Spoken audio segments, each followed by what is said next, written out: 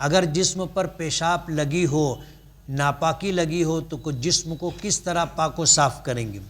جہاں پر ناپاکی لگی ہے وہ دو طرح کی ہوتی ہے، ایک وہ ناپاکی ہوتی ہے جو دکھائی دیتی ہے، اور ایک ناپاکی وہ ہوتی ہے جو دکھائی نہیں دیتی۔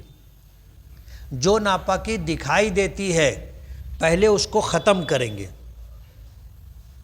جیسے بھی اس کو دور کر سکتے ہیں دور کریں گے، اور پھر جسم کے اس حصے کو ایسے دھوئیں گے کہ اس ناپاکی کا اثر باقی نہ رہے۔ ناپاکی کا اثر ہوتا ہے، ایک تو اس کی بدبو ہوتی ہے، یہ اس کا اثر ہے، ایک اس کا رنگ ہوتا ہے، یہ اس کا اثر ہے، تو یہ دونوں چیزیں ختم ہو جانی چاہیے۔ یہ تو جسم کی بات ہو گئی۔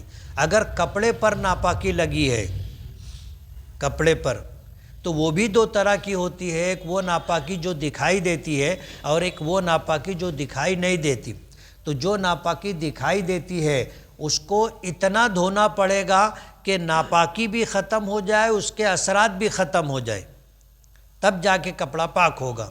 اور اگر ناپاکی دکھائی نہیں دیتی تو اس کپڑے کو رگڑ کر کے دھوئیں گے 3 مرتبہ، ایک مرتبہ نچوڑ دیے، پھر اس کو پانی ڈالیں گے، پھر نچوڑیں گے، پھر پانی ڈالیں گے، پھر نچوڑیں گے، اور نچوڑیں گے بھی اتنا جتنی اپنی طاقت ہے، یعنی اس میں سے پانی ٹپکنا بند ہو جائے۔